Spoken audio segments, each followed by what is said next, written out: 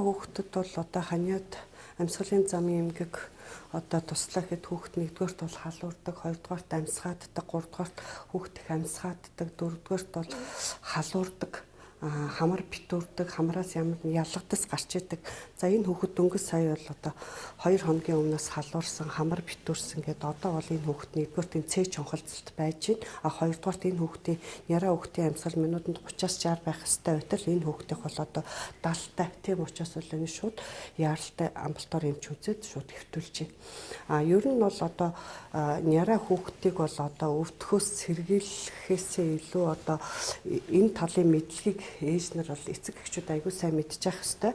Хэрвээ яраа хүүхд өвдлөөхөд яраа хүүхд маань өөрийнх нь анатоми физиологийн онцлогоор биеийн жижигхэн амьсгалын зам нь богинохон амьсгалсан агаараа бүлээсгэж чадахгүй хамрын сард их амархан хөөдөг. Тийм учраас бол ханиад амьсгалын замын эмгэг туслаад гэхэд л хамгийн түрүүнд амьсгаадаа л хамар нь битүүрэл тэгэл ханиалгаал ингээд сааттай болоод ирдэг. Тийм учраас бол манай эцэг эхчүүд нь яраа хүүхдэд ерөөсөө л хүүхэд халуурах, эсвэл биеийн дулаан буурах, за эсвэл хүүхэд ингээд саяны цээж хүчтэй хонхолцож байгаа шинж илрэх, тэгээд хүүхэд ерөөсөө хамрын амьсгал сааттай хөгж чадахгүй болох.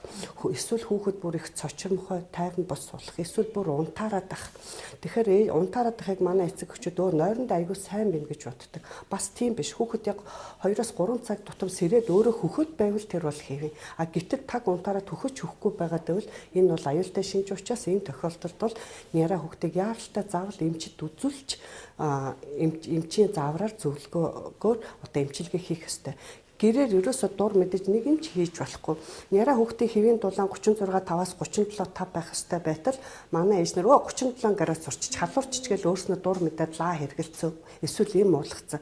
Гэтэл тэр хэргэлж байгаа лаа юм нь яг л нэг төрлийн эмийг л дахин хийгээд идэг. Тэгвэл тэр чинь эмийн тун хэтрэл хүүхдэд бас эмгэг үүсдэг. Тийм учраас ерөөсөө яраа хүүхдэд хэрглэж байгаа эмийг нэг ч эмийг дур мэдэж хэрглэж болохгүй. Энэ яраа хүүхдийн өөрийнх нь анатоми физиологийн онцлогтой сая холбоотой гэж хэллээ шүү дээ. Яраа хүүхд бол халуурч болно.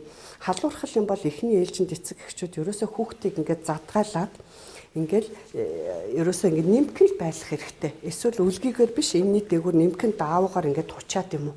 Ингээл байж. Ингээл халуун 30-аад минут ажиглахад хүүхдээ халуун буурчих юм бол болно. Тэрнээс халуурлаа гэж эхлээд битгий эмийн бэлтгэл өгөөч гэдгийг л эцэг эхчүүдэд зөвлөмөр байна. Тэрнээс ямар ч эмийн бэлтгэлийг өөрснөө дур мэдэж хэрэглэхгүй.